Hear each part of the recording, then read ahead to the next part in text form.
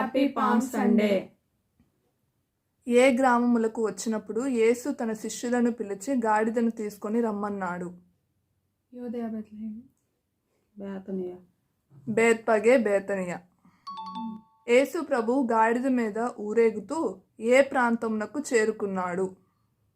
యెరూషలేము పట్టణం దేవాలయం. నీ రాజు దీనుడై గాడిదను గాడిద పిల్లను ఎక్కి నీ వద్దకు వచ్చుచున్నాడు అని ఎవరు ప్రవచించారు? జకర్యా. బేత్పగే, బేతనియా అను గ్రామములు ఏ కొండ దగ్గర ఉన్నాయి? ఒలీవల కొండ. యేసు ప్రభువు ఊరేగింపబడుతున్నప్పుడు జన సమూహము ఏమని కేకలు వేయుచుండిరి? హోసన్నా జయమే.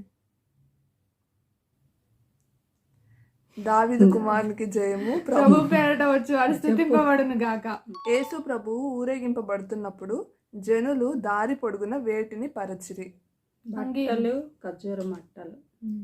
బట్టలు, చెట్ల కొమ్మలు. యేసు వీరు ఊరకుండినెడల ఏవి కేకలు వేస్తాయని చెప్పారు? రాళ్ళు. బాలుర యొక్కయు చంటి పిల్లల యొక్కయు నోట స్తోత్రము సిద్ధింపజేసితివి. ఈ మాట ఏ గ్రంథంలో రాయబడి ఉంది?